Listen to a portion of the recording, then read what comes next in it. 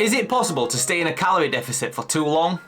I'm Jay from Bearded Iron, and today we're going to answer exactly that. This is probably going to be the shortest video I've released to date, as it's pretty easy to answer, but I've been asked the question, so I'll answer it. So, if you're in a calorie deficit, you're probably one of three people. You're either A, massively overweight and wanting to lose some body fat.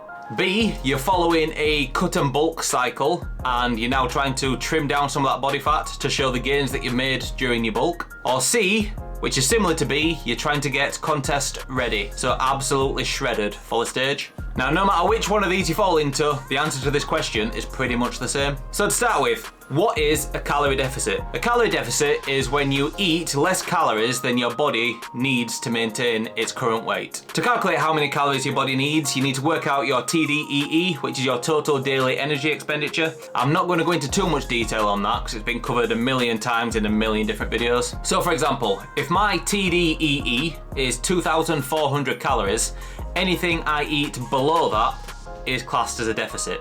Now, the size of the deficit determines how quickly you're going to lose weight. A small calorie deficit is barely noticeable, whereas the bigger the deficit, the more side effects you're going to see. Some of the side effects of a large deficit can be fatigue and nutrient deficiencies. You're always hungry. You could be feeling restless due to a slower recovery. It could lower your metabolism. You could be feeling cold all the time. You could be irritable, and you could also be losing muscle. Now, if you're feeling any of these and it's affecting your performance in the gym, your motivation, or your mental health, it probably means you've been in a deficit for too long. Now, take it from me, I stayed in a deficit for well over a year, and I realised I weren't getting any stronger. My weight loss had really slowed down. I was getting very short-tempered, and I was pretty miserable. Sometimes we need a break from the deficit just to regroup, refocus, and come back stronger. So if you're feeling any of the above and it's making you miserable and making you want to throw in the towel, it's probably time for a cheat day or a break from your diet. Now, a cheat day,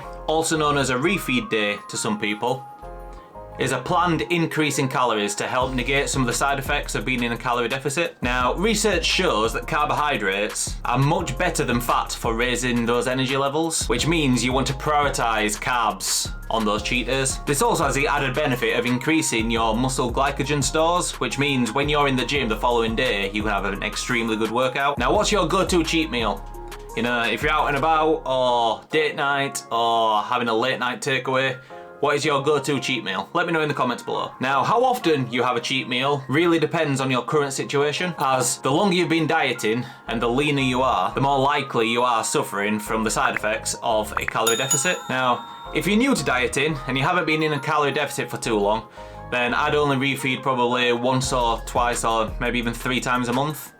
Whereas if you've been dieting for a while, or you're at an extremely low body fat percentage, or you've noticed a sustained dip in your performance in the gym, then you could probably get away with refeeding once a week. How often do you stray away from your diet? Let me know in the comments below. If you found this video remotely useful, please consider dropping it a like. And as always, thanks for watching.